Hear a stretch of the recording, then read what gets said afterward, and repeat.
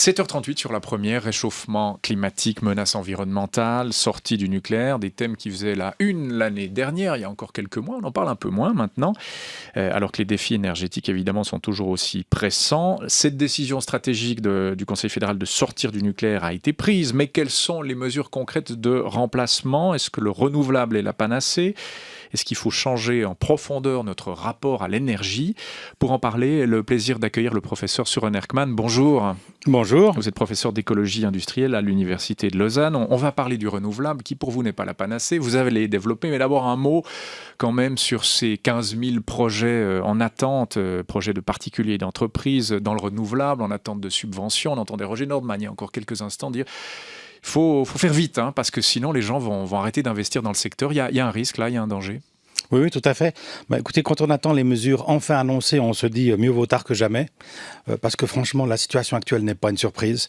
Ça fait une bonne vingtaine d'années qu'on aurait pu mettre tout ça en route. Alors bon, on est en train de s'y mettre enfin, mais comme toujours, le diable est dans les détails. On sait très bien ce qu'il faut faire, en gros, depuis longtemps, mais après, on peut buter sur des obstacles législatifs, des mécanismes de financement, des mécanismes réglementaires, et on est typiquement dans cette situation où on connaît bien l'objectif, on sait en gros ce qu'il faudrait faire, mais où on est bloqué pour des raisons qui n'ont rien à voir avec la technique ou la question énergétique elle-même. C'est le système politique suisse qui bloque les choses? Bon, pas seulement suisse, mais entre autres, oui, en l'occurrence, oui. Et concrètement, vous craignez que certains investissements soient retirés, qu'il y ait une baisse d'investissement dans le secteur du renouvelable? Ah oui, mais c'est ce qu'on constate déjà depuis quelque temps, et pas seulement en Suisse du reste. Et donc ça, c'est assez préoccupant. Et donc, je pense que c'est justement pas le moment de baisser les bras, et c'est maintenant qu'il faudrait faire cet investissement, tout en disant, à mon avis, qu'il aurait fallu le faire il y a déjà nettement plus longtemps. Mais enfin, comme je le disais, mieux vaut tard que jamais, mais alors si possible, ne perdons plus de temps. Alors ne perdons plus de temps et revenons, j'allais dire, à la philosophie du renouvelable. Avant ça, vous dites qu'il faut quasiment peut-être changer notre approche de la politique énergétique, arrêter avec une vision... Comment l'appelez-vous? Productiviste, soviétique? Enfin, on est encore là-dedans, sur un Erkman? Oui, tout à fait, tout à fait.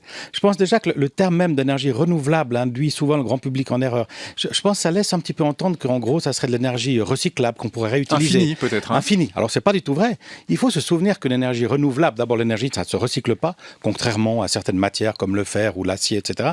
Non, l'énergie, ça ne se recycle pas. Et surtout, c'est pas parce que c'est renouvelable que c'est inépuisable. Les énergies renouvelables sont parfaitement épuisables.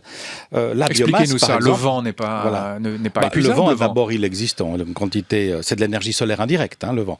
C'est lié au fait que la Terre est chauffée de manière différentielle par le Soleil, ce qui génère des différences de pression et donc du vent, etc.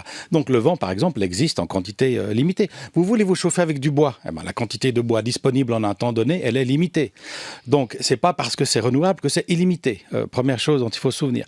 Mais surtout, ce qui est intéressant, c'est que ce qui domine sur les questions énergétiques depuis très longtemps, c'est ce que j'appelle cette vision productiviste ou soviétique un petit peu de manière ironique. Donc c'est l'idée qu'il faut en produire et sous-entendu en consommer le plus possible. Plus on en produit, plus on en consomme, mieux ça vaut. Y compris donc le renouvelable. Alors voilà, ce qui est frappant, c'est que très souvent, même dans les milieux parfois écologistes ou en tout cas favorables aux énergies renouvelables, on est toujours dans cette philosophie de la productivité, du productivisme énergétique. Et donc, on va dire, toute chose égale par ailleurs, on va remplacer le fossile par le renouvelable. À mon avis, il faut prendre les choses plus en amont, de manière plus radicale. La question, c'est pas tellement renouvelable par renouvelable, elle est importante, mais c'est pourquoi est-ce que nous voulons consommer de l'énergie? Donc, ce que nous voulons, c'est pas consommer de l'énergie en soi. La consommation énergétique n'est pas une fin en soi. Ce qu'on veut atteindre, c'est un niveau de vie, un confort optimal, le meilleur possible, dont je rappelle que la grande partie de l'humanité aujourd'hui vit toujours dans une grande situation de précarité et de non-accès aux énergies de base. Donc, c'est heureusement pas le cas en Suisse. Mais enfin, ici, l'idée, c'est de dire, on veut un confort optimal, et pour ça, on va essayer de consommer le moins d'énergie possible. Mais j'insiste, à confort égal. Donc le but, ça n'est pas de produire plus d'énergie renouvelable, c'est d'atteindre un certain niveau de confort tout en consommant le moins d'énergie possible. Et cette question liminaire, cette question qui se situerait bien en amont de celle qu'on pose maintenant sur le renouvelable, sur un Erkman, vous la voyez, cette planification, vous la voyez venir en Suisse par exemple ou pas? Oui, alors là je pense qu'on peut dire qu'elle est en train de se mettre en place sans que ça fasse forcément beaucoup de bruit. Par exemple, elle a été introduite dans la loi sur l'énergie, dans le canton de Genève, mais d'autres cantons suisses sont aussi en train de mettre ça en place. place. Comment ça fonctionne précisément? Mais ça, on n'en entend pas beaucoup parler, Voilà. vous êtes d'accord? Oui, c'est vrai, mais peu importe, pourvu que ça se mette en place. Il n'y a pas Ouais. besoin qu'on en parle énormément, pourvu que les gens concernés le mettent en œuvre. Vous voulez par exemple construire un nouveau quartier, vous voulez redévelopper un endroit, vous voulez agrandir les villes. Enfin, la Suisse est en plein développement, justement.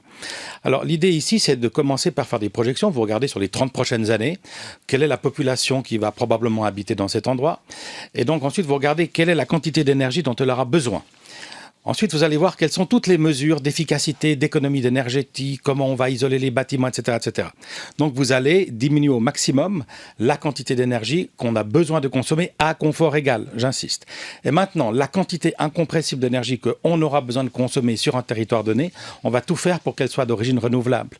Mais on ne part pas de l'idée que c'est le renouvelable qui vient en premier. Ce qui vient en premier, c'est le confort énergétique qu'on veut atteindre en consommant le moins possible d'énergie. J'allais dire, c'est peut-être alors pas le discours des experts scientifiques, mais peut-être le discours des politiques qui biaisent un peu les choses, qui nous mettent renouvelable à toutes les sauces. C'est peut-être ça aussi qui fait qu'on ne prend pas le problème par le bon bout de la lorgnette.